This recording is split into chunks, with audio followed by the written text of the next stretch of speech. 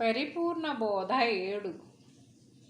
అనుమానమెందుకింకను వినుపింపుమి నీదు కలిమి నీరూపంబున్ గనజేయుమి ద్రాష్టాంతము గనుగొంటివ నీవు నిజమే గనరామాయ్యా. సంశయముంటే యనరామాయ్యా. వినజెప్పు మాదిని వినినే ముందరి బోధ. వినజెప్పు మాదిని వినినే ముందరి బోధ. వినిపింతు పైదాని విధమెల్లాగని పెట్టు. వినుము నీ వితర ప్రబోధలు వినిన రీతిది కాదు సత్యము. గనువచింపుమి ఉండి ఉంటే గనబడదా ఎరుక రూపు గనరామాయ్యా. సంశయముంటే యనరామాయ్యా. జై నిజ గురుభ్యో నమః. శ్రీ నిజానంద పోలోజు వీరయాచార్య విరచితమైన శుద్ధ నిర్గుణ పరతత్వ బోధామృత మిత్ర కందార్థ ధర్ములలో ఈరోజు మనం పరిపూర్ణ బోధ యందు 7వ కందార్థం. శిష్య, ఇప్పటి వరకు పరిపూర్ణ బోధను క్రమ పద్ధతిలో తెలియచేస్తూ ఉన్నాను, నీ దృఢీకరణ కొరకై, నీకు అవగాహన అయ్యేందుకై అనేక ఉపమాన ఉపమేయములతో బోధన రీతి తెలియజేస్తూ ఉన్నానయ్యా. కావున అనుమానమెందుకింకను వినుపింపుమి నీదు కలిమి నీ రూపంబు గణజేయుమి ద్రాష్టాంతము. నిన్నే అడుగుతూ ఉన్నాను శిష్య, నాకు చూపించు ద్రాష్టాంతం. ఏంటి ద్రాష్టాంతము? చూస్తూ ఉన్నదేదో, చూచున్నది ఏదో, చూడబడుతూ ఉన్నదేదో దానిని ఎరగచేయటమే ద్రాష్టాంతం. అది కనిపించాలి. కనజేయుమి ద్రాష్టాంతము అనుమానమెందుకింకను. ఇంకా సంశయం అవసరం లేదు.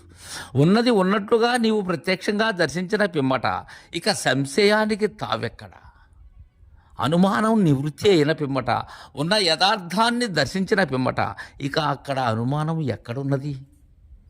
ముందుగా నీకు కనిపిస్తూ ఉండబడేటువంటి, నీకు తోపింపబడేటువంటి ఈ లేని ఎరుక అనేది ఆమూలము కూడా సమూలంగా లేనిదైన పిమ్మట, అమూలమైన పిమ్మట, దృశ్యం అనేది లేని పిమ్మట, తెర తొలగిన పిమ్మట ఇక అనుమానం ఏముంది? ఇదంతా నీ ద్రాష్టాంతమే కదా, నువ్వు చూసిందే, నీవు కనిందే, నీవు గురు కరుణతో పొందినదే నేను చెప్తున్నాను శిష్య.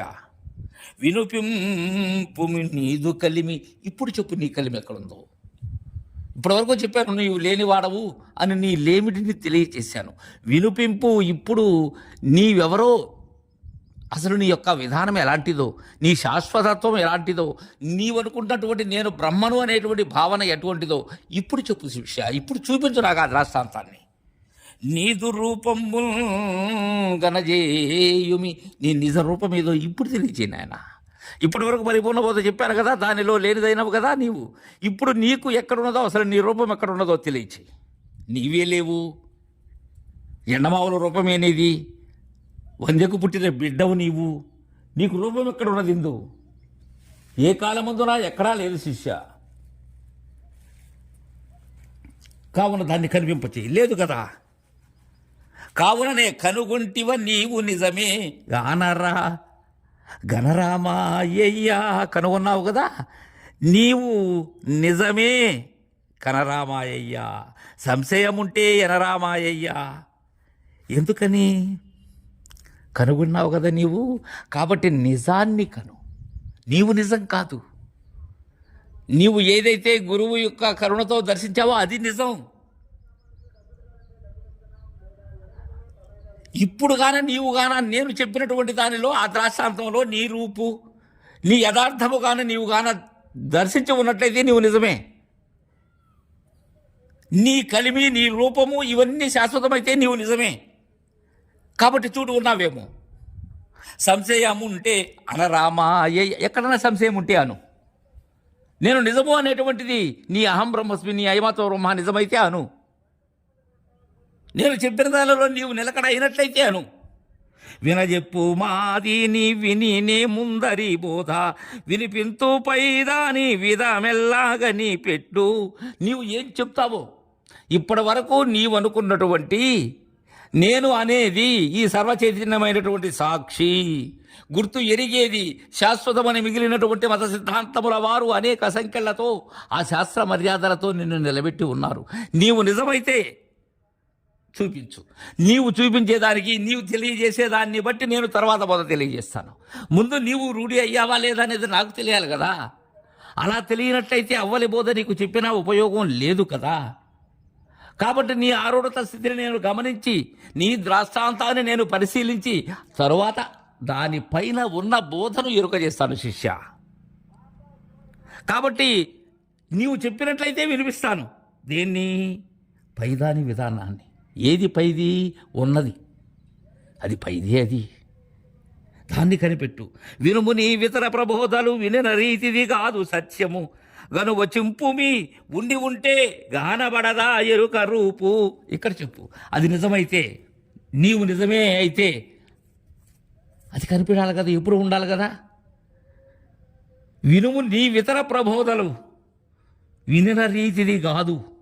ఇప్పటి వరకు ఎన్నో నిన్ను నిలిపేటువంటి, నీవు సత్యమనేటువంటి, నీవే బ్రహ్మమనేటువంటి అనేక బోధలు విన్నావు. అలాంటిది కాదు ఇది. సత్యముగను వచింపుమి ఉండి ఉంటే, యథార్థమై ఉంటే అది సత్యంగా దర్శింపచేయి. చూపించు. నీవు నిజమైతే, మిగిలినటువంటి ప్రబోధనలో చెప్పినటువంటి బోధ నిజమైతే నీవు ఉన్న విధానాన్ని చూపించు.